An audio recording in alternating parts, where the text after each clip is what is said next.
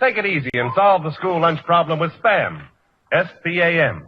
こんにちは、タイガークローラジオ。You are listening now. Back J. You are listening to Tiger Claw Radio.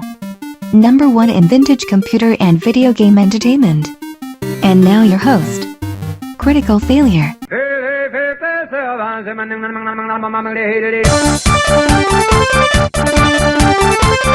Oh boy, feels good to be back again, ladies and gentlemen. This is Critical Failure, and you guys are listening to Tiger Claw Radio. It's Monday. It is Monday. We are up and at 'em and out of bed. I hope you guys had a good 4th of July. I came and went. It was terribly hot here. It was incredibly humid. Unbearably so. So you'll have to forgive me for the fans in the background. Right now my office is at about 95 degrees with about 1,000,000,000% humidity. So I'm dealing with it with the best way that I can. Also, this past week the Steam sales have come and gone. This was the end of the final week of the Steam sales, and I made out like a bandit. And now after that I'm preparing for re-entry into the realm of physical games and owning cartridges and maintaining them. So let's follow the adventures, shall we, and see how that went. Also this week I'm going to cover the return of the Blue Bomber, rediscovering Mega Man. That has cracked video games wide open for me, and that's worth discussing, so we'll get on that later. For now, let's check out some chiptunes. This first track is called Spaghetti Vessels, and it's from Repugnance. Nope, I got that backwards. The track's called Repugnance, and it's from Spaghetti Vessels. Anyway, this is from Battle of the Bits. You can head over there, look it up. You can get yourself a copy of the MP3 free of charge. You're listening to Tiger Claw Radio.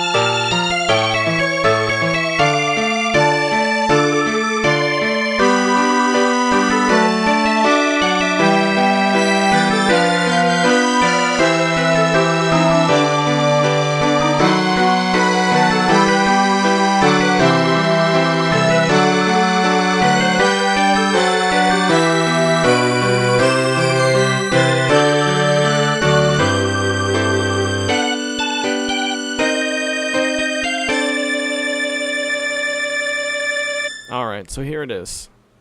We're going to go back to the beginning of the week. Now, the beginning of the week seems like it was a million years away, because I went through being half done with the Steam sales, to rediscovering Mega Man, to the fireworks, which I did early. It's been a crazy week. It's been bananas, but in a good way. I got a lot of cool stuff done. I was able to spend some good time with my family, and I had a great time. But I can't remember what happened last Monday. I really can't. So we're going to be discovering this together. It's Monday morning. It's a humid day outside. I hope you guys had a great 4th of July weekend.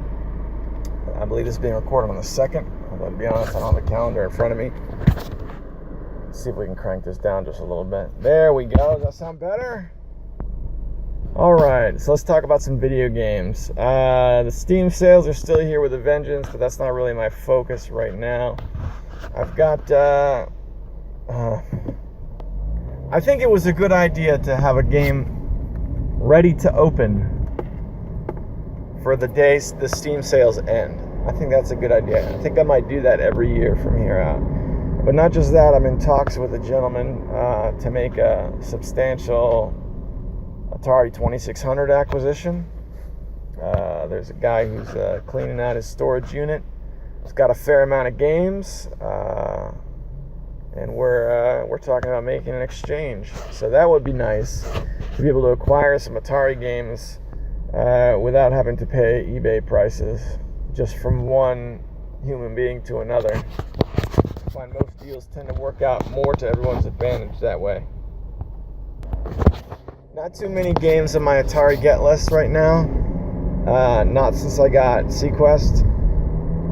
As far as Atari games at this point, I'm more interested in seeing a pick list and just what's available, and just making my selections based on that. Because when I sit down with the Atari right now, Sequest, and it's Space Invaders, and it's Berserk, and it's the games that I've had for a long time. That's what I'm actually playing. But that'll be cool. I dig the Atari. You guys know I always make an event out of new Atari games showing up. What else is going on? Looking around at the Steam sales, I noticed something that kind of slipped under my radar for a while. There's a couple of Mega Man collections that they sell on Steam. Now, I never really paid these much attention. They sell a Mega Man collection for like, I don't know, $15 or so, and it's got Mega Man 1 through 6. And I never bothered with that because these are NES games, and it's like, if you've ever messed with emulators, they're like first on everyone's pick list on for NES ROMs. And I grew up with Mega Man 2, 3, and 6, and and I played the other ones that I missed in my youth. I played them after the fact many times.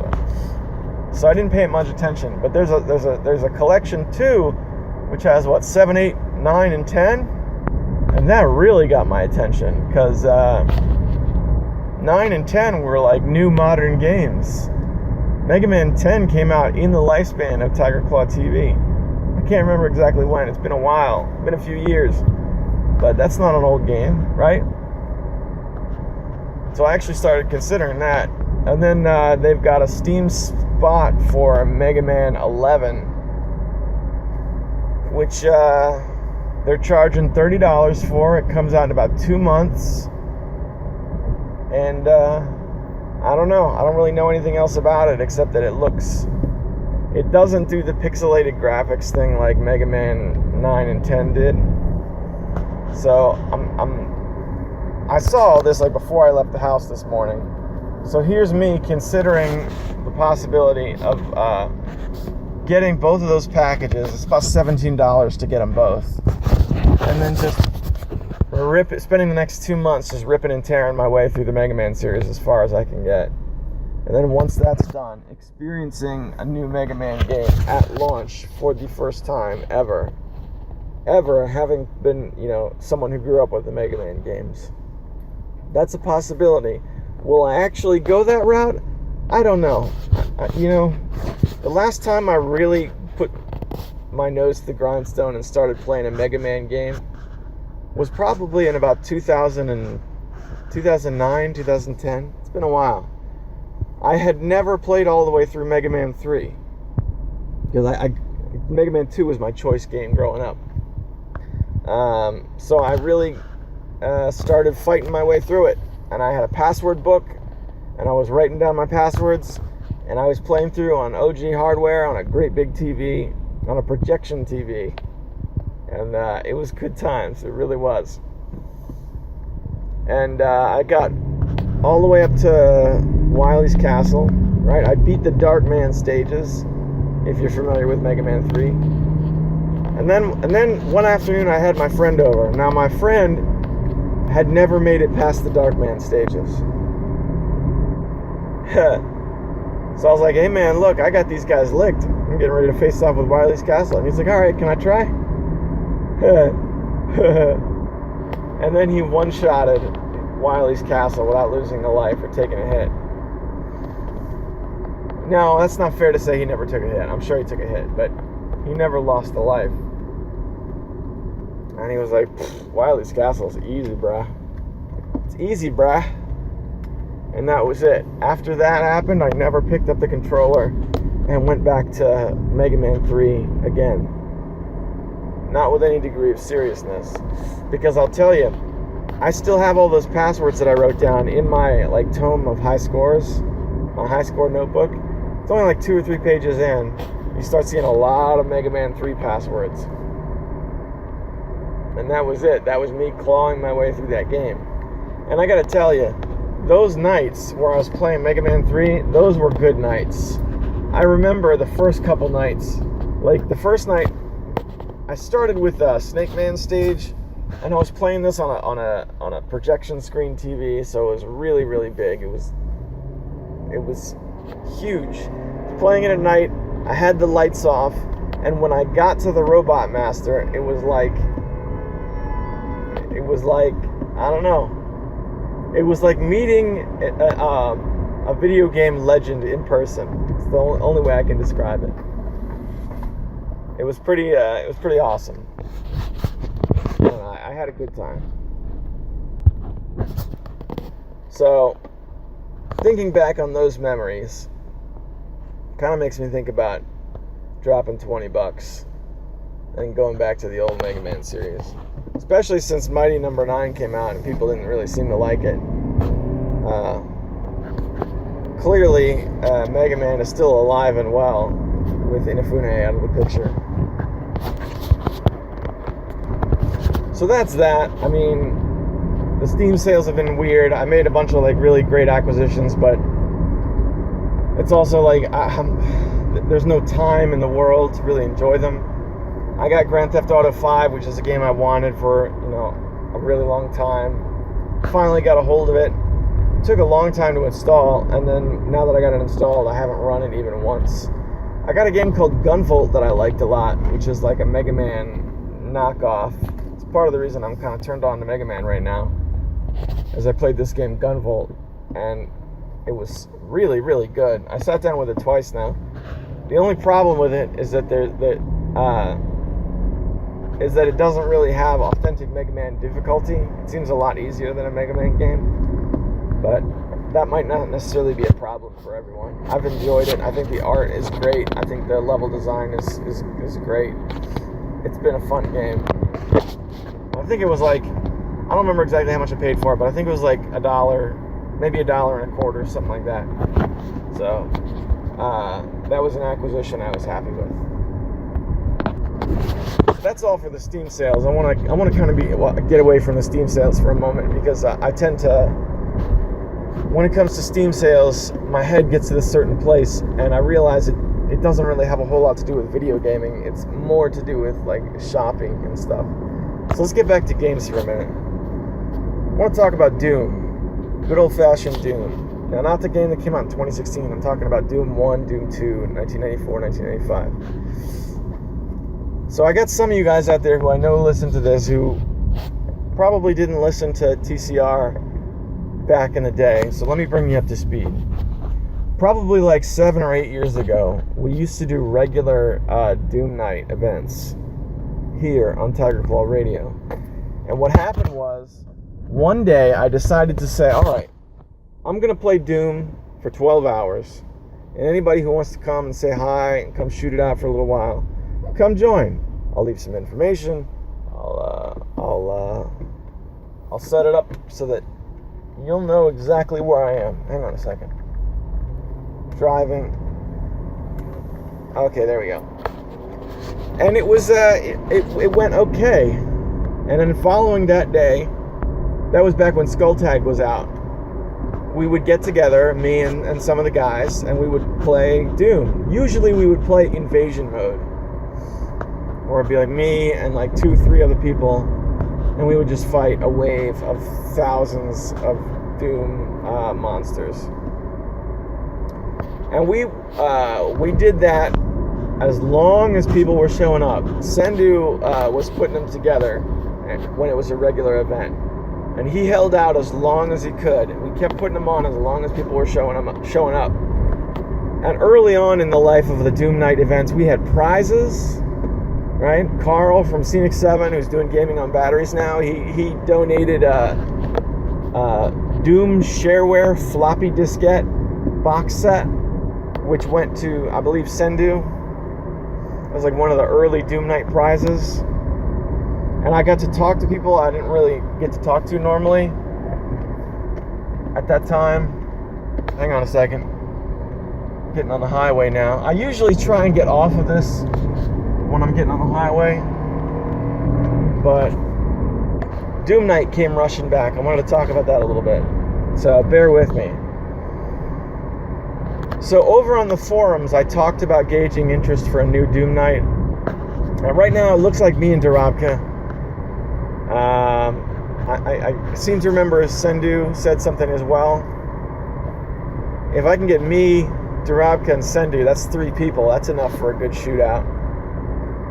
So this is what happened. I got on this morning, and I got Zandronum, which is Zandronum is, it's basically Z-Doom with Doomseeker packed in. So you have like an all-in-one multiplayer server browser plus source port.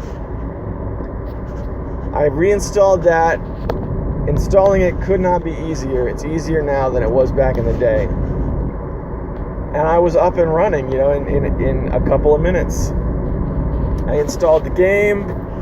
I grabbed a copy of Doom2.wad, which I was able to get from Steam, easy peasy. I dumped it in the folder, and then I started going.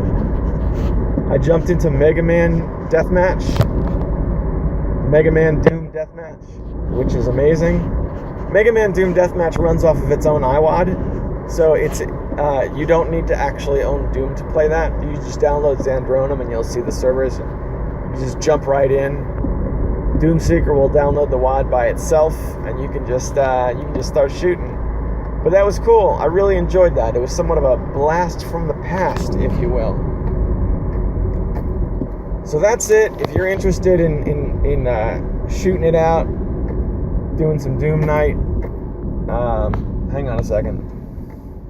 I gotta get safely merged onto the highway. I gotta get mersed onto the highway, which is the old joke.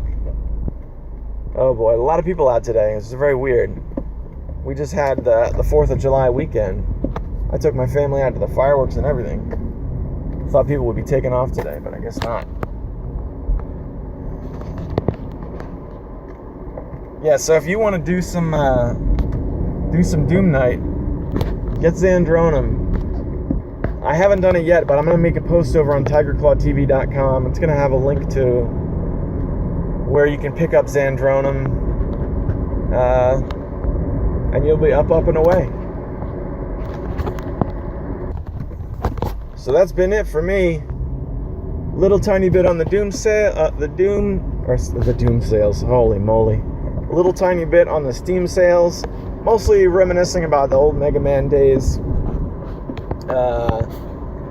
And Doom, oh my gosh, Doom. It's still fun. It's still an amazing, amazing game.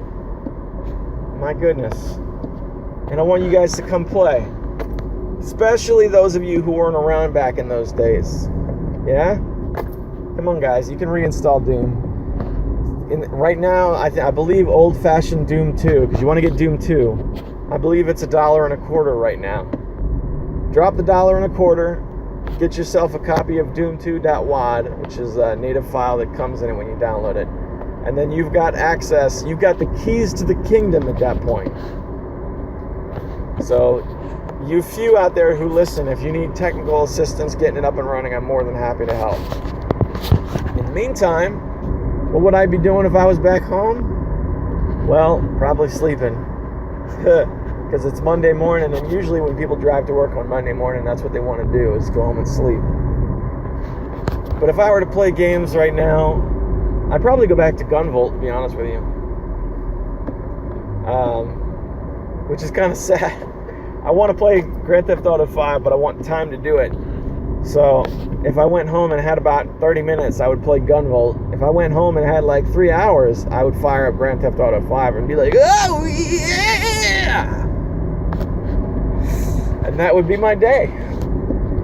Alright, guys and gals, I'm off to work. I'll see you back in the studio. Back again in the studio. We made it. We lived, everybody. Alright, so there is a new album you can get over the Battle of the Bits Bandcamp page. It's the VCV Rack competition. Now, they've done these in the past, and I've listened to them, and I don't know about these VCV rack tunes, guys. I get it that they're really stripped down, and they sound like they're recorded in real time, you know, as opposed to something done with a sequencer. I mean, hence the nature of the VCV rack. But I don't know. You know, it doesn't, you know what? It's a short album. You're looking at 5 tracks. It's very background music-y. And the first track is only a minute and a half. So we're going to check it out together. And I want you guys to let me know what you think. They did a VCV rack competition maybe before the winter chip, probably like 3 months ago or 4 months ago by now. And it had a ton of submissions. It was huge. So, I don't know. But anyway, this is a free album that you can get over at the Battle of the Bits Bandcamp page. We'll take a listen. You're listening to Tiger Claw Radio.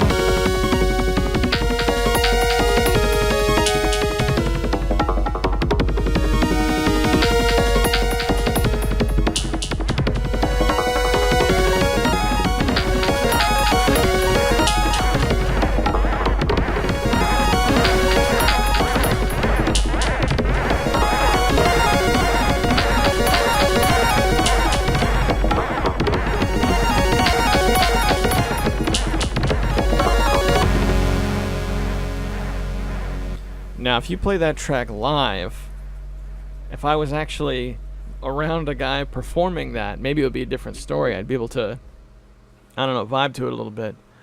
But I don't know, I'm just not feeling it. But if you feel differently, that is Azura, and the song is Nobu song, I guess. Sorry, I can't give you a better shine than that, but just being honest. So let's talk a bit about the patrons. This is a part of the show I like to set aside some time to thank the individuals who are giving of their resources to make sure we can come back every single week. Now they get a few Patreon exclusive perks. A little podcast here, a little podcast there. I would call those more after parties. Do a quick after party. They're usually like 10 minutes. I think I've done 2 of them by now. And the big perk they get is early access to the show. So I try and draw a fine line where the patrons are receiving perks, but the core product, Tiger Claw Radio, where all my effort is placed, that needs to be free for everyone. So I'm doing the best I can to provide for these guys and say thanks.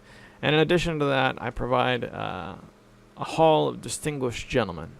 And they are Hemrock, James, Sendu, Tecmo Balls, Darabka, and the Cartridge Brothers. Thank you guys very much. I hope you feel you're getting your money's worth.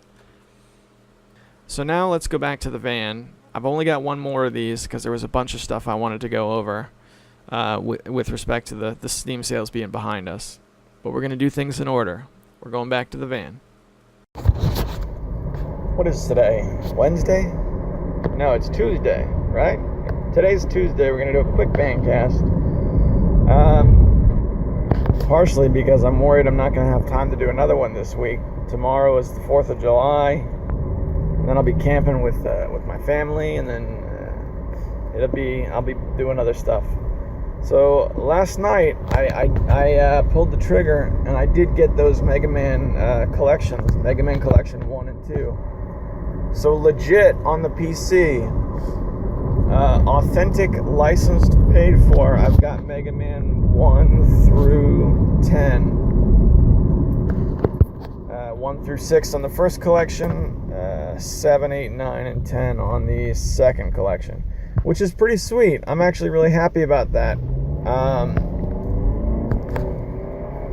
I'm happy about the second collection probably more, because I'll be able to play some of the games that I never had access to. I never really had access to Mega Man 8. I never had access to 7. Those will be fun. But I did the first. I loaded up the first collection first. I was like, all right, well, I don't have a whole lot of time to play this. Let's just get a little taste. And hey, man, if I'm gonna get a little taste of Mega Man, I figured I'd go to the one I know the best. So I loaded up Mega Man 2. Now this was the playing Mega Man 2 at this point. I'm more checking out the port. I'm more checking out what this package has to offer, what kind of features it supports, rather than, okay, let's dig into this game for the first time. Because this is a game, excuse me, this is a game I played a lot. I know Mega Man 2 pretty well. At least the Robot Master stages. Wily stage has a couple of places that I don't usually get past, but... so I dug into that, and I played it for like, how long did I play it? Maybe like an hour and a half. Got to Wily's castle. And a couple of things. The gameplay seems intact, which is great. The problem is, hang on. The problem is there's always online DRM. So even though you're essentially playing NES ROMs for the first pack, you gotta be online. Now I've read that there's a way to patch it out using a mod. Download a little mod, install the patch, and then you don't need to do it anymore. But it's just like, why are we doing this now? Why are you making me do always online DRM to play Mega Man? Isn't it enough that I ponied up real money to play Mega Man games that are like widely exchanged in ROM form? I got them licensed. I did the ethical thing. I have them. I got them now. I paid for the Steam rental subscription service. Just let me play offline if that's what I want to do. But, you know, it is what it is. Not a whole lot I can do about that. Ultimately, though, I mean, yeah, that's kind of silly, but I'm pretty happy with it so far. The game works really well. There seems to be no input lag. I was able to get my controller up and running. And it features, let's see, how can I explain this? It features save states. But it features save states with a big asterisk. When you think of playing a Mega Man game with save states, you usually think of save scumming, right? And kind of crawling through the game that way. You can't do that. But you can save and quit and then immediately pick up where you left off. But you can't, like, reload your last save spot. So, save states with an asterisk. It has save states the same way, like if you bought a game off of the Wii, the old Virtual Console, how those had save states to a limited capacity. That kind of thing. But that's enough. When I was playing through it, I was writing down passwords in my old password book, thinking I wasn't going to be able to do that. Which was kind of fun, because now I have Mega Man 2 passwords from 2018 written down. Oh, and also the fact that they included the old school passwords means that I can take my save file and jump back and forth between the OG hardware and this Mega Man collection. So that actually is there's something to that. Long story short, I played some Mega Man last night. It was a good time. I really forgot how good those games are. And how hard those games are. Man, when you come back to like the old school difficulty, old school NES difficulty after playing like modern computer games for a while, you really feel it, and all at once too. I played a whole lot of Mega Man, well, not a whole lot, but I played all the way through the regular stages of Mega Man 2, and then I loaded it up again this morning and I tried to play Mega Man 1, and I couldn't hack it. I don't know that game very well. I beat it once many years ago, but I didn't play it a ton. So I loaded up a couple of stages and I got stuck, and I was like, alright, I can see this is going to take some practice, and I'm going to have to take some notes about what order to play the stages in. So I'm looking forward to crawling through that series and playing those games one at a time, re-experiencing some of the old games that I've played, and experiencing the ones I've missed for the first time, and finishing things left undone, because that's a big part of what this is, finishing things that have been left undone. So I told you I've played Mega Man 2 a lot, but I have never actually finished Mega Man 2. There is a spot in the Wily stages that I never quite got past, and I'm sure you probably are familiar with it if you know this game. It's the spot where there's turrets mounted to the walls, and you need to use the crash bomb to blow them up, but you only have enough ammunition to get through it one time. If you fire even one crash bomb in the wrong place, then that's it. You're not making it. And then if you die or have to start over, you start over with no crash ammo. So what happens is you play through this whole game and you get to this spot, and once you start playing, you have one shot to beat this thing. And if you don't make it, then your playthrough is scrapped. That's more or less the way it goes. And E-Tanks, forget it. The E-Tanks don't carry over if you put a password in. Not in Mega Man 2. So, good luck with that, son. So that's it. I have a spreadsheet that I've maintained for many years now with every game written in it that I've ever beat. To the best of my recollection. I did this 5 years ago. I took some time, and every game that I could remember beating, I wrote the name down on this list. And it took me quite a while to compile. And I'm looking forward to adding some of the Mega Man games to this list. Mega Man 1 is the only one on the list, I'm pretty sure. And then as soon as I bought these games, the very next day, the Mega Man X Legacy Collection and Mega Man X Legacy Collection 2 appeared for pre-purchase. So, those will be available in the future sometime. How do you guys feel about the Mega Man X games? Because I played the first Mega Man X some. I thought that was a cool game, but I never played any of the other ones. Just Mega Man X, and then I had a Game Boy game called Mega Man Extreme that Hemrock sent me years ago. And that's the extent of what I know about the Mega Man X games. So those might actually be right up my alley, because I would get them, and then I'd be experiencing, again, a ton of new stuff that would be new to me.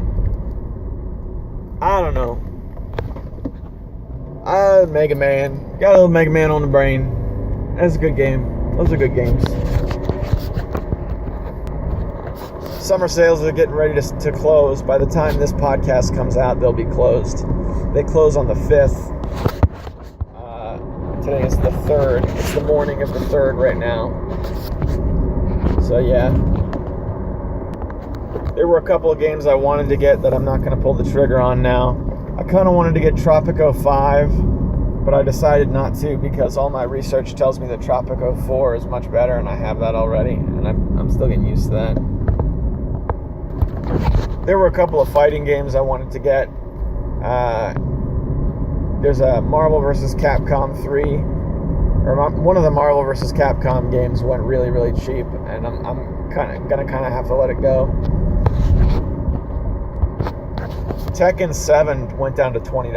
That was a big one, and I'm not partaking of that either. Nor am I getting PUBG at $20. But I'm saying those things like that's what I missed. I bought a ton of stuff. Man. I had just off the top of my head, there's the Mega Man collections. There's Gunvolt. There's GTA 5. There's Anno 2070. Those are all big games. Big games. And then I bought a few like small time platformers that I found for very cheap. I got an old game called Pandemonium. Pandemonium was like a game that I remember being advertised in PC magazines back in like the 2000, 2001. But I never played it, tried it, saw it in action. It's like, hey, here's an old game. It went down to 98 cents. Let's pick up a copy of that. So, yeah. So I'm in a place where I'm really rich in games at the moment, but there's still plenty out there for me to get, which is a good place to be. I feel like the moment you conquer the mountain, the moment you're bored with all of your toys, that's kind of how I feel about it. Which is why, and if I were to shift gears for a minute, like people who collect complete collections, right? Like Bithead 1000, I bring him up on the show a lot because he's one of the guys I really like to watch on YouTube. He's going for the complete NES collection. I feel like that's kind of like a foolhardy mountain to climb, at least for me, because once you get the complete NES collection, first of all, the complete NES collection is a mammoth amount of space. Good luck trying to find shelving space for 700 games. Second of all, then you've got every NES game. The moment you get that last NES game, guess what? You're done with the NES library forever. Don't believe me? Try downloading a complete ROM set for any system. You'll have fun with it for 5 minutes, and then you'll be done. That's my opinion on the matter. There are many counter arguments to that. I mean, if you exert discipline, you could just zero in on specific titles, focus on those areas, and still have fun. But you'd have to exert discipline to do that, and that's not something I think I could do, at least when it comes to video games. So yeah.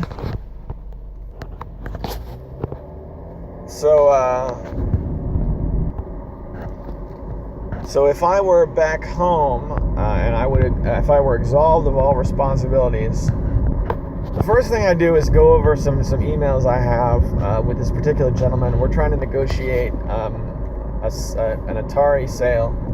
He's got like a big box of Atari games. He's trying to sell them off. So I'm trying to find like what's a good price where he can get some good money and I can get some good games. Trying to find that middle ground. So that's taken some back and forth, which is actually I'm enjoying. So I'd probably take a look at my Atari collection and shoot this guy another email. But in terms of video games, it's pretty clear cut. Mega Man series, or the Mega Man Legacy collections, are both new to me. I would dig into those head first. I would get a piece of paper so that I could write notes, because I know a big part of Mega Man is like what weapons you use on what enemies. Enemies all have their strong points and their weak points, and then what stages you do in what order. So for me, I think part of the game would be figuring that out myself. Like I know you could go and look at I don't like a walkthrough, get the order, and then get what weapons that each of the robot masters are weak against, and then you could probably shotgun through any one of those games pretty quickly that way. Hang on a second. Time to drive. Give me 1 second. But no, I kind of don't want to do it that way. I want to get some paper. I want to write some notes, and I want to really dig into that series and learn about it in a way that I haven't had the chance to. That's what I would do if I were back home, at least for now. Next week I dig back into the Sega Saturn. I've got a Sega Saturn package all waiting for me. But this week it's my Steam games. And that's what I would do. And for you guys, I'm going to send you guys back to the studios right now, you lucky dogs. I'm going to go in and finish my day of work. My last day of work before I get a couple days off. And the last day of work before a couple days off is always the longest, isn't it? Especially like the last hour. And you see that clock and it's like, oh, come on. But that's all right. I'm in for a good day. I'll see you guys on the other side of it. And we're back in the Panzer Studios. It's Saturday morning now. I've been trying to get... There hasn't been any time for anything. My can you hear my son screaming in the background? Let's just keep it quiet for a second. See if the mic picks him up. No, I know I can hear him though. So last night, when I typically finish TCR Friday night, I went to the pool with my kids. Our gym has a nice pool with a nice family area, and we closed it, so we weren't back home until like 10, and I didn't get all the kids to sleep until like 11. So I didn't get TCR finished, and there hasn't really been much time. I mean, that's like one night, but that sort of thing keeps happening. The Steam sales have been over for a while, and I have this Sega Saturn game that's still in the package. I haven't even had a chance to open it yet, which is driving me up the wall. But I did have a moment where my kids wanted to play computer games, and they were playing Worms Armageddon on my Steam account. So it was okay. So my kids were playing Worms. So I sat down on my carpet where I have a little TV right near my computer, and I got to play. First thing I did was I turned on all my systems at once. This is something I've been meaning to do for a long time. I turned on every system at once. My Nintendo 64, my Dreamcast, my Genesis, and all that stuff. Everything I had, Xbox, all that stuff. Turned them all on. Then I started going through all my inputs, figuring out what inputs and what numbers on the switch boxes each one of the systems was mapped to. And I drew up some notes. So now I know how to get to all my systems on my TV, which I haven't been able to do for a while. It's been really bad. Having a lot of systems mapped to a single TV requires some serious organizational skills. So as I was doing that, and I got everything mapped together, kids were still playing Worms. So I said, all right, well, we got everything mapped. Why don't we play a system that I haven't run in a while? So, heck, I turned on the Sega Master System. The Master System, I mean, as you guys might recall, when I got a hold of the Master System, that was an acquisition that really changed everything. I played some games on the Master System, but really, it reintroduced me to physical games, physical medium, getting a hold of cartridges. Excuse me. And it was the first time in a long time where it was like, this is a brand new system. And I got to experience getting a system for the first time, digging into the game, seeing what the controller felt like. I hadn't done that in a while. And that was really what kickstarted. The Master System was really the cornerstone of me rebuilding my physical games collection, which is something I've been doing for most of 2018. So it's a big deal for me, that system. And the game I played on it was Great Baseball. It's just like a quick 3 innings of Great Baseball. Now, Great Baseball to me, let's see if you guys can relate to this. Have you ever just locked on a game that has no logical reason for you to lock on it? Like, everything about the game is wrong. It's the wrong kind of game, it looks wrong, it sounds wrong, but for whatever reason, even if only for a short while, that's the game. Great Baseball is a game that I really enjoy. I almost said it's a good game. It's not. It's not a good game, but it's a game I really enjoy. I love it that when a pop fly is hit, the outfielders just take care of it. You're only controlling the infielders. The game's just, all right, we're not going to make you chase pop flies, because I hate that. Play RBI baseball and hit a pop fly to right center, right? You got your center fielder and you got your right fielder, and you don't know which one you're controlling.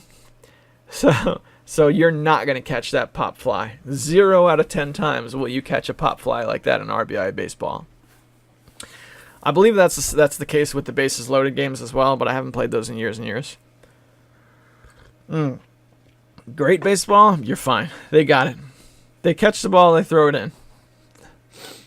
I enjoy it. I think it's very well done for an 8-bit baseball game. I mean, it's still a sports game, don't get me wrong, but it's aptly priced. I got my copy of Great Baseball complete in box and shipped for like $5 or $6. You know, it was the flavor of the month for that brief period of time. That happened. I think that's the only real time I've been able to spend with video games in the past couple of days. I guess that's not true. I did get to try Grand Theft Auto 5. Grand Theft Auto 5 was a game I was excited about picking up during the Steam sales, and I really got to sit down with it for the first time. And, I mean, it's Grand Theft Auto. You know, there's not too much to say about it that hasn't been said already. But I would like to note a couple of things. There's one point in the game where you get a dog, right? Chop the dog. And then it's like, Chop is misbehaving. In order to train Chop, download the app on your smartphone and play the app's minigames to train him. So this is alright. That's kind of a neat thing. It kind of sucks because I know at some point that app's going to be unavailable. Something's going to happen and that part of the game is not going to work anymore. But I got the app. Let's train the Chop the dog.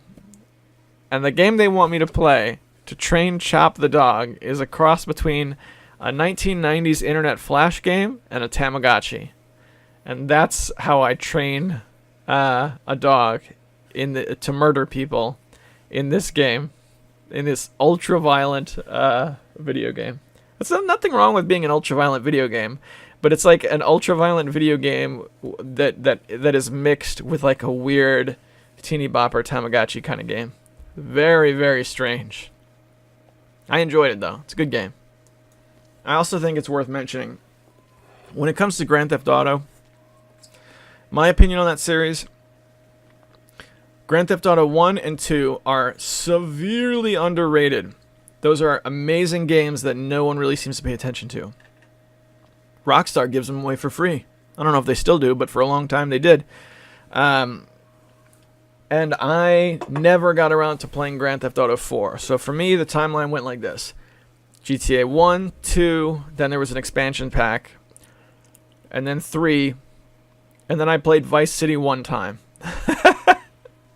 And then that was it. That was the end of the series for me. I went from there to Saints Row, and I played the Saints Row games. So this, to me, was like a great return to the GTA franchise. I only got to play it for a few hours. But at the same time, I got to play a game for a few hours, so that was really incredible, I guess.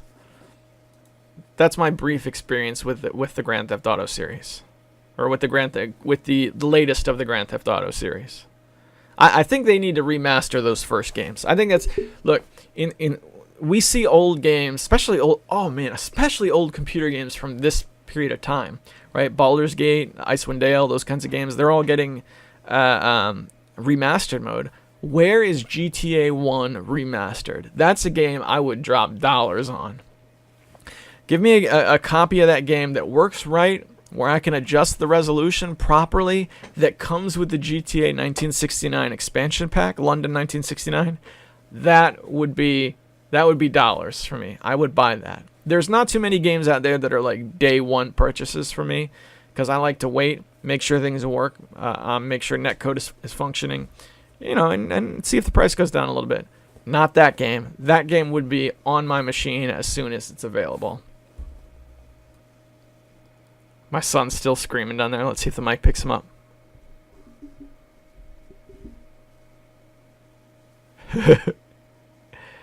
Yeah, he's having a hard time. Just before I went back on the air, he played some Worms, and it kind of sounds like he wasn't done with video game time. He'll be alright, though. After I'm done with this, we got a pool day again. Gonna take the kids back to the pool. Gonna swim some laps, try and get into shape. I've got a Boy Scout camp coming, and or a Cub Scout camp that I'm taking them to, and they have a swim test that they give everybody, including the grown-ups. So I'm making sure that I'm able to do what I need to do so that I can go anywhere my son wants to go. So that's 3 laps in a forward stroke of any kind, and then 1 backstroke. I had never done 3 laps in a swimming pool. So I had to figure out how to do that. So I went, yesterday was my second time going and trying, and I'm able to do it now. So that thank goodness. It's the first time I'd really ever tried some serious swimming, and I woke up sore this morning, but it was pretty awesome. I'm really enjoying it. So we're going back today. We'll give that another shot. All right, boys and girls. Let's do the fail bag. I've got some comments on YouTube, and I've got a couple comments on Patreon from a few episodes ago that I missed, and I've also got one from Hemrock from a few episodes ago as well. So let's do this. Hemrock pointed this out in an email. So give me a second to dig it up here. Alright, so this was from a few episodes ago that I just overlooked and forgot to read. I hope this is, Hemrock, I hope this is the email you're talking about. Let's see what we got. He writes, "Hey CF, I hope you overlooked my double dipping in the fail bag this week. I left a litany of responses to your most recent podcast on YouTube in the style of Vintage Video Game Geek. In any case, you told a story in episode 238 about neighborhood kids and local co-op. I too have some great memories as a kid playing multiplayer video games with my friend who lived on my street. Also, like you, we had a third-party N64 controller. I remember it being blue and bulky. I believe it was either the exact model in this picture or something very similar. Now, hang on a second. I want to see this picture. That was what we had, dude. Except ours was like felt, and it said EA Sports on it. But it was that same picture. All right, let's go back to the email. Speaking of neighborhood kids and controllers, my next-door neighbor ripped a portion of the start button off my PS1 controller with his teeth back in the day. Weird stuff. You mentioned video game prices in your Dr. Mario video on YouTube. I did the same. I did some game hunting recently, and for the first time in my retro gaming career, it seems that the prices are going down. I was pleasantly surprised. Do you think we have reached a peak in the peak of retro video game expenses? A while back, you mentioned making a chess video where you pit 2 chess video games against one another. Is this potential video still on your radar? It seems pretty interesting to me. What 2 chess games would you like to see compete? This week's cheap Sega Saturn recommendation is Grid Runner. Hang on a second. I'm going to write that down. Oh boy. Whenever one of the video game retro video game what should I call you guys? The masters, those of you who have extensive knowledge on this subject, whenever one of you drops knowledge on me, I like to take note. Grid Runner. You know what? I remember that name, but we'll get back to that in a second. Let's finish the email. It was released to the PS1, so if you already have... hang on a second. No, we're good. It was released for the PS1, so if you already have it, I don't see a great reason to purchase it again for the Sega Saturn. However, if you don't have it, it's a fun little gem with some unique gameplay elements. In brief, you find your way out of a 3D maze with an overhead perspective, attempting to change flags scattered throughout the level to your color while avoiding an opponent who is trying to do the same thing. Power-ups can be found in a maze, and if the enemy catches up to you, he will tag you, thus preventing you from changing the flag's color until you tag him back. There's also a multiplayer mode you can play with CF Jr. The game runs at about $15 on eBay. Here's some upcoming Switch retro games for those who are interested. Minecraft releases on June 21st, and the Crash Bandicoot trilogy will arrive on the Switch on June 29th. Keep rolling retro, Hemrock. Hemrock, I'm enjoying the Switch updates. Thanks for that.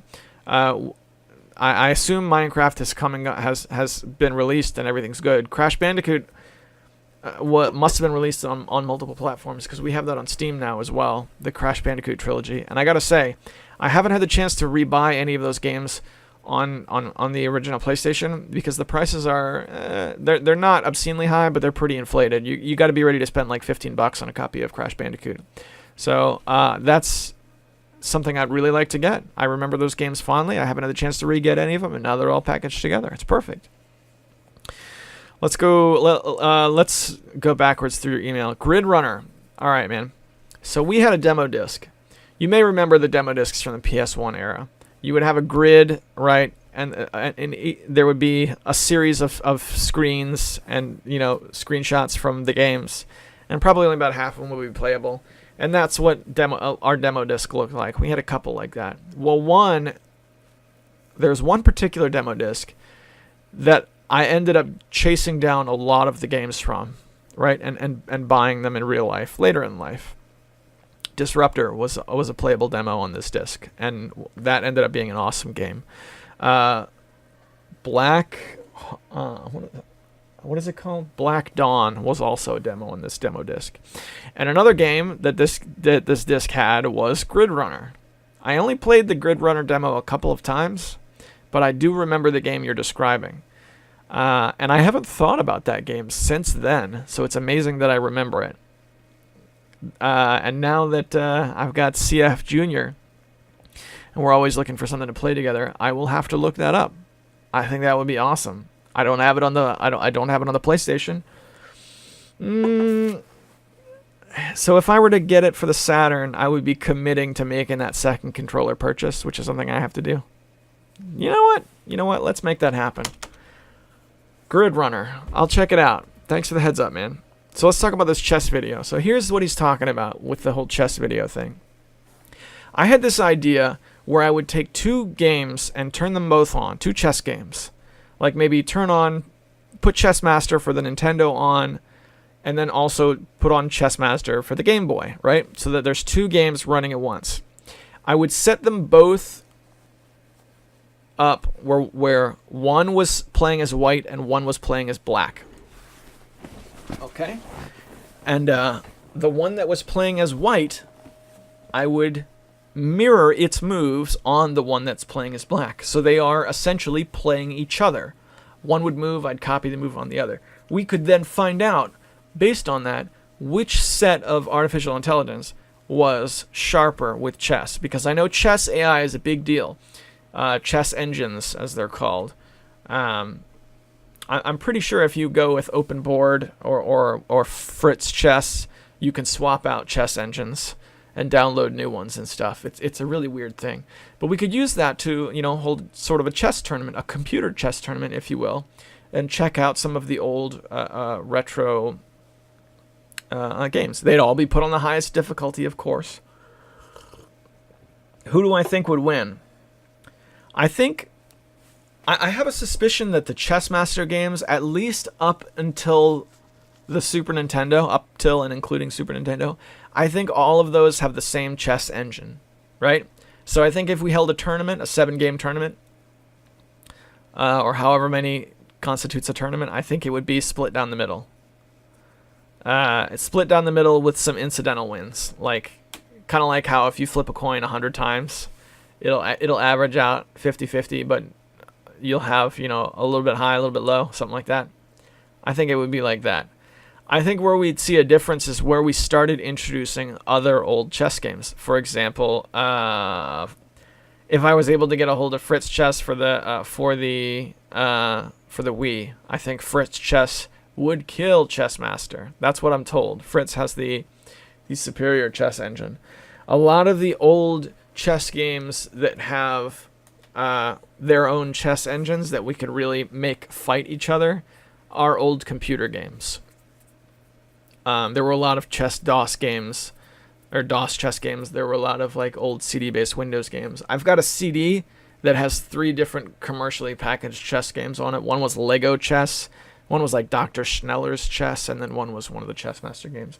I think those where we'd really see if you're into chess, I think that's where we'd really see the most interesting battles. As far as old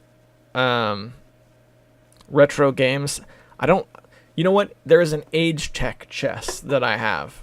Right? Age Tech used to put out these boxes, right? These old sets of PlayStation 1 games that were really generic. It would be racing, and then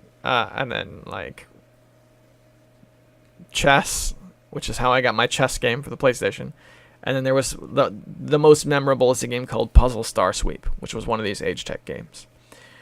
So I have a copy of Age Tech Chess, but it's still in the shrink wrap that I got from MagFest 3 years ago, and I don't want to open it. I bet Age Tech Chess against Chess Master 3D, 2 PlayStation 1 games facing off against each other. That would be a neat battle, and not that hard to do either. because I could get an emulator running on my computer that runs off the actual CD, and then I have a PS2 in the same room. I could get the two going. But I think in order to do it, right, I would need help. I'd need like 3 people. I'd have to have one person manning each chess engine, and then there'd have to be one person who could film it, who could actually kind of be loose in the room, pointing the camera around at things. But I think that would be, if I were to expose my secret weapon, I think that would be a brilliant video to watch. Yeah, it's still on my radar. I might try and do some sort of lesser version of that using the resources that I have.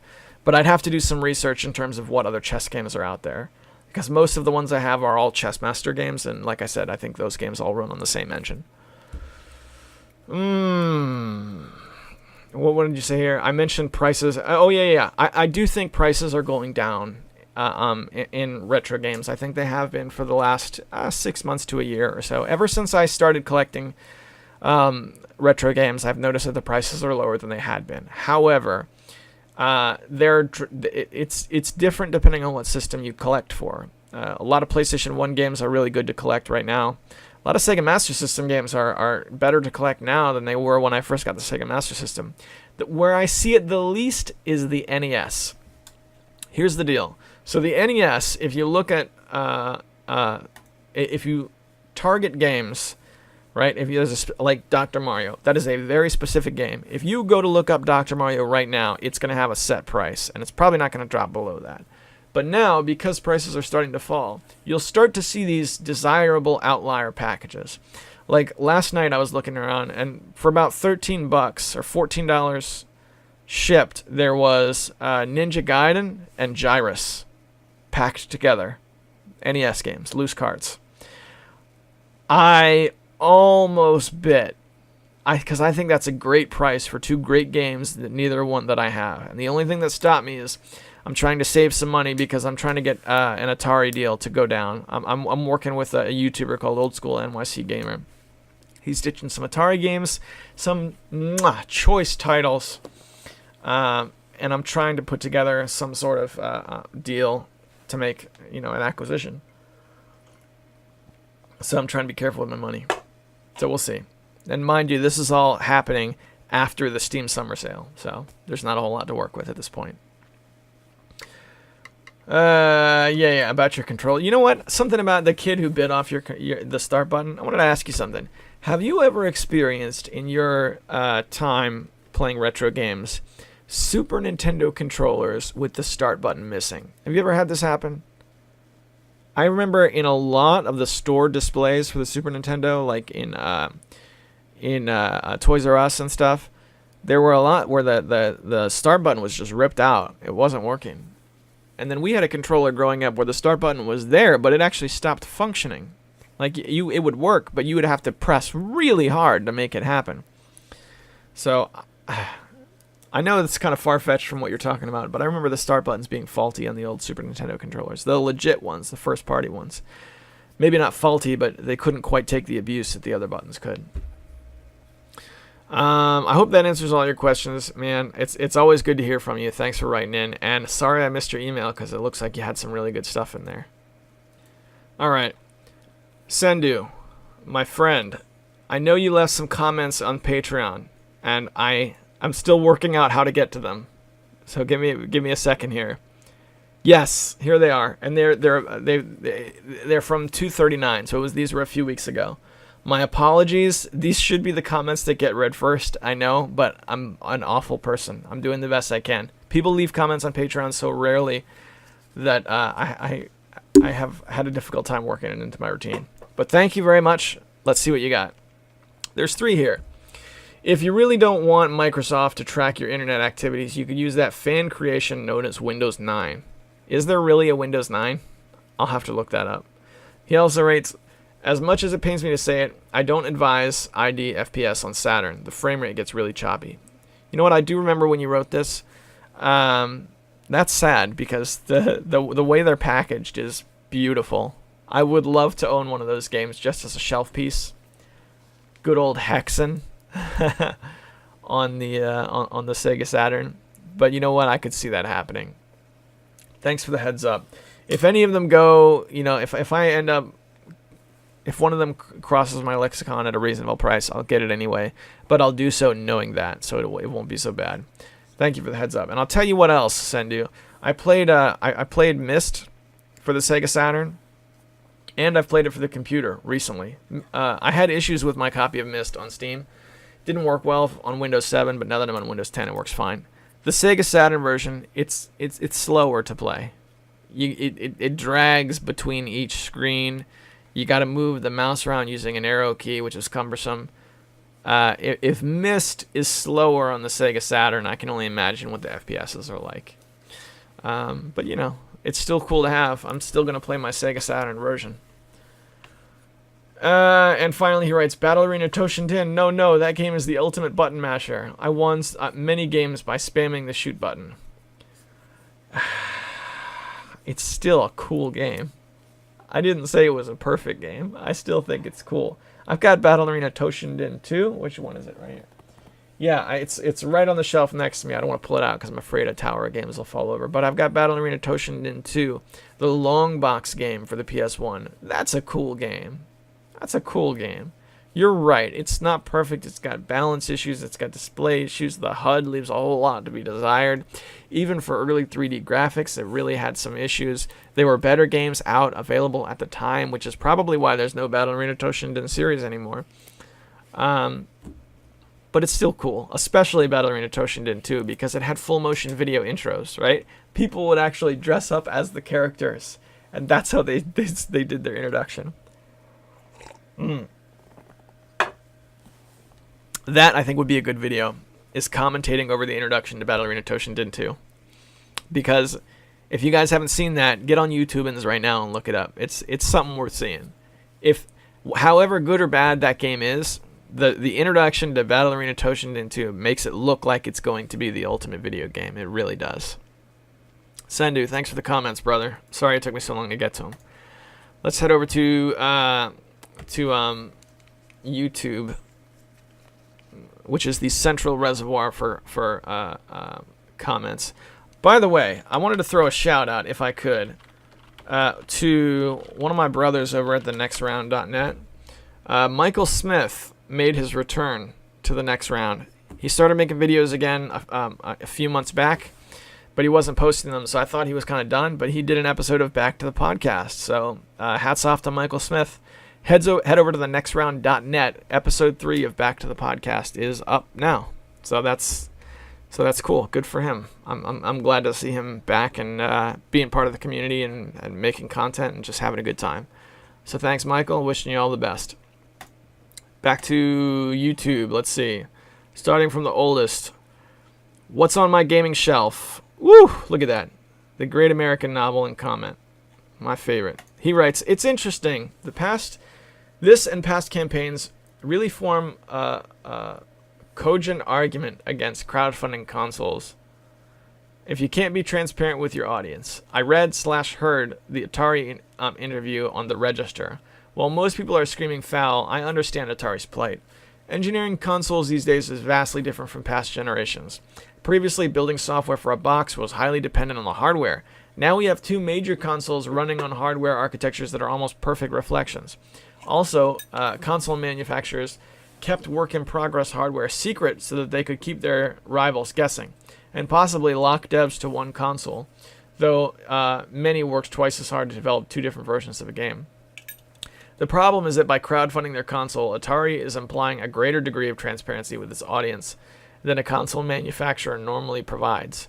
Regardless, Atari is handling this poorly. They should have addressed concerns about the hardware specs by flat out stating they don't matter, since they've built an architecture which is independent from the hardware below. Rest assured that the interested devs can approach them for the current target minimum specs as they continually source beefier hardware at lower prices, increasing the overall value for the consumer when they receive their end product. There you go, Atari. That's transparency while also keeping your supposed competition at bay. Apparently, Atari already published a spec on their Indiegogo page noting that the hardware is subject to change.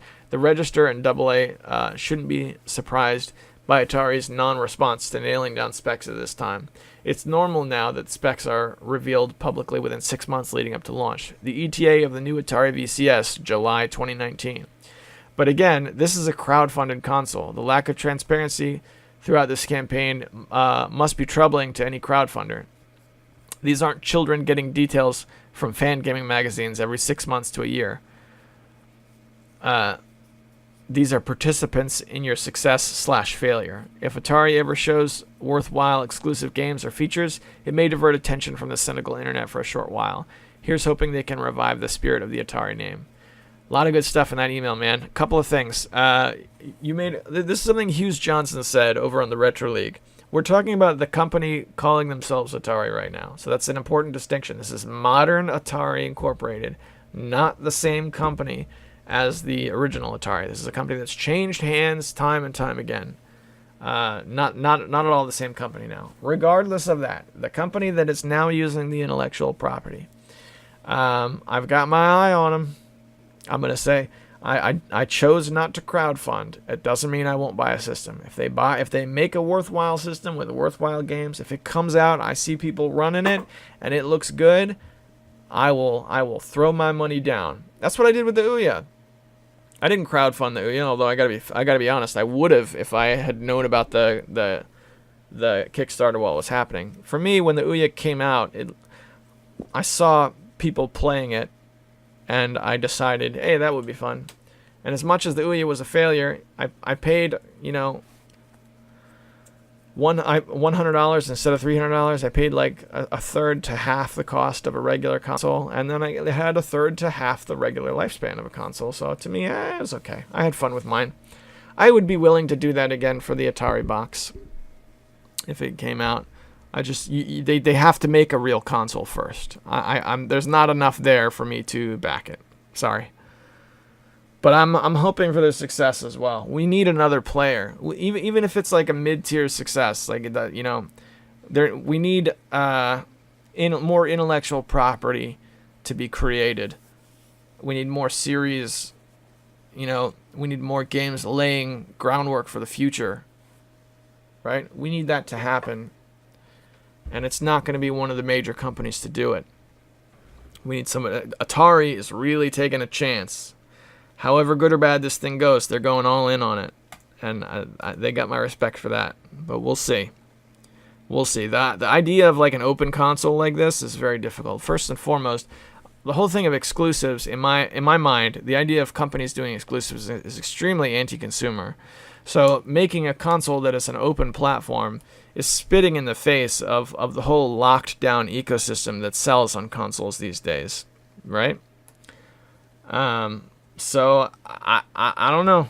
I'm done talking about the VCS because there's not enough information there, and I don't know anything about it. What do we know about the VCS? We know the prices. We know some of the hardware they told us. Yeah, we'll see. We'll see.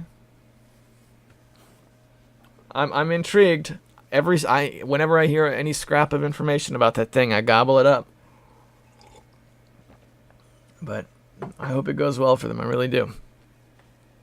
They're also in a position where they could surprise everyone. They could easily surprise everyone. If they come out with a system that's halfway decent, has a couple of games, works for a while, and then fails, that still will shock everyone, in my opinion.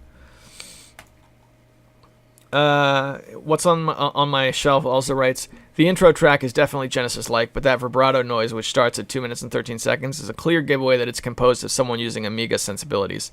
It's not so bad. I can imagine this being a backing track to one of those plush cartoony Amiga platformer conversions.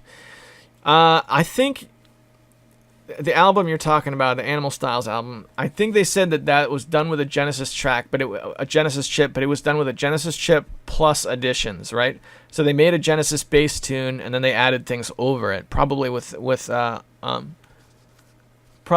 Amiga hardware or Amiga sound emulation. I don't know. Or the whole thing could have just been done using a sequencer program and one of the instruments happened to be from like a Genesis patch toolkit. I don't know. It has a Genesis vibe in my ear, but when it comes to Amiga isn't something that I can pick out because I'm not as familiar with it as my European friends are. But it's still a good album. It's still a great album, especially for a free album. Desm101 writes, that Retron 77 looks pretty sweet. Thinking about getting one. And at 39 minutes, he says, yes, I totally agree. The Dreamcast blew my mind when it first came out. I love the slogan, it's thinking, to this day, and I'm still hung up on how good the games look running through the VGA output. An amazing system. Desm, I noticed that there's several Dreamcast games that are being released now on Steam. I know Steam's like, I kind of beat a dead horse, but do you have any interest in the Shenmue games, right? The Shenmue games just came out on Steam. And there was one other one. Give me a second. I'm going to look it up. If I may be permitted to look this up live on the air. Come on. Power Stone. Give me Power Stone. Is Power Stone available on Steam? I seem to remember seeing that recently. Power Stone. Come on, give me Power Stone. Is Power Stone around? I know Shenmue 1 and 2 just came out on Steam. And that was like a big deal. People love those games. I guess it's not. I'm not seeing it now. I don't know. Power Stone is a great Dreamcast game. It's a hard Dreamcast game. I didn't play it as much because I had a friend who was really, really good at it. My friend who knew the Dreamcast was like too good at it for it to be fun. You ever play a fighting game like that where you and a friend play the game and he plays it a ton and it makes it so that you can't really get into it? That was Power Stone for me. I just got my clock cleaned every time I played it. But it was a cool looking game. And the bit of it I played single player was a lot of fun. That would have been a nice one to revisit. Gaming Beast writes, I think it'll be interesting to see how we can serve digital games since we have games that are no longer available, online games like City Heroes.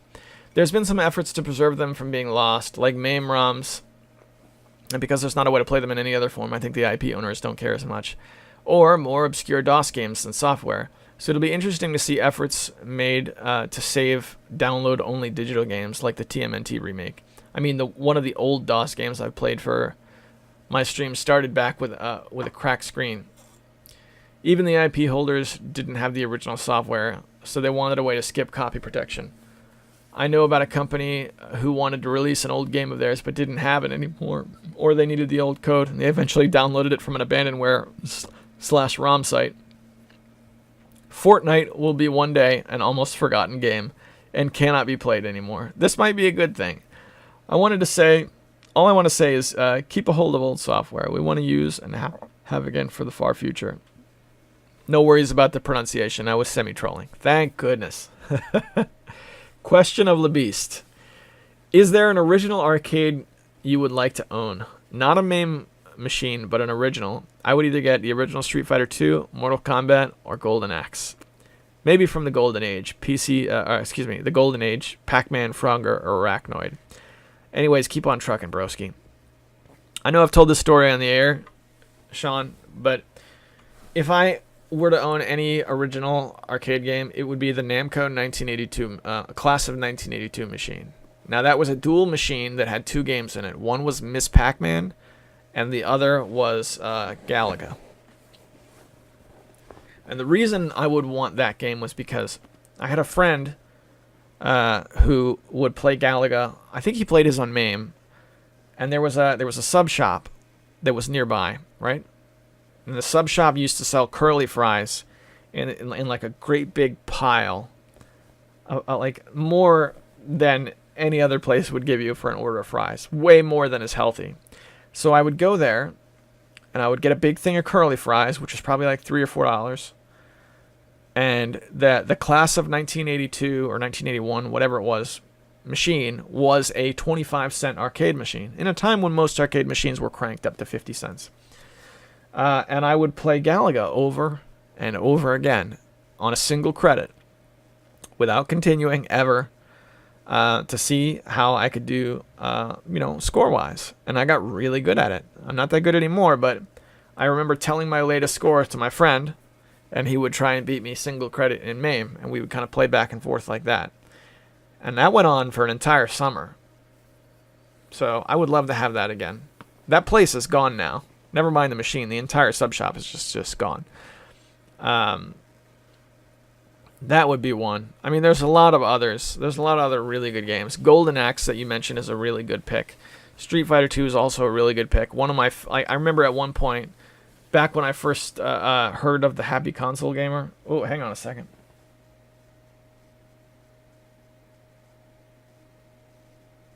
Hang on.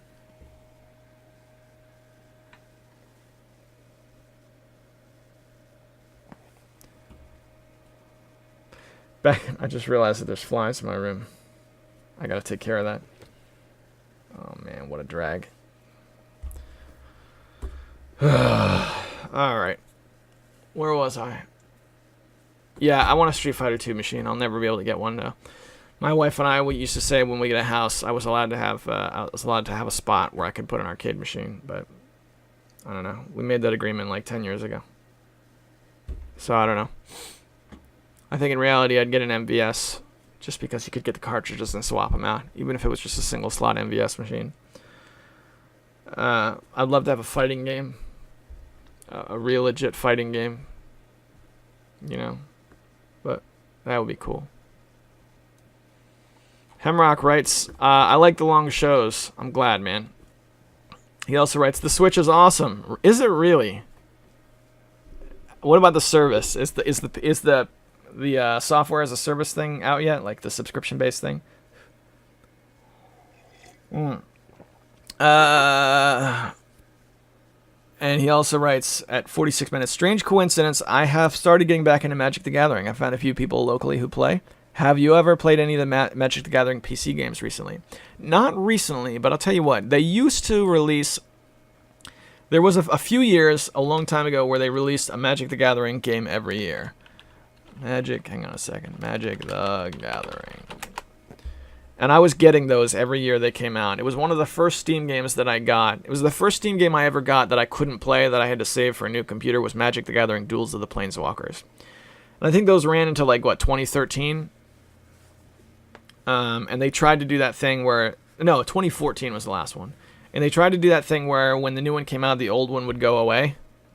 And then when they stopped making them, they just put them all available again. So you can go get them all now, which is really cool. But I haven't played one of those probably since 2014, since the last one was new. Now they've got this game, Magic Duels, which is like a free-to-play game. I can only imagine what that's like. Free-to-play, pay to get real cards, I guess. I don't know. I haven't played Magic the Gathering in any iteration, PC or otherwise, in a long time. But, you know, I would give it a shot. I think before I played it again on the PC, I would probably see how much it costs to just order 2 starter decks and play with my wife again. Because we used to play, before either of the kids were born, we had a small Magic the Gathering phase where we both played it, and it was a lot of fun. All right.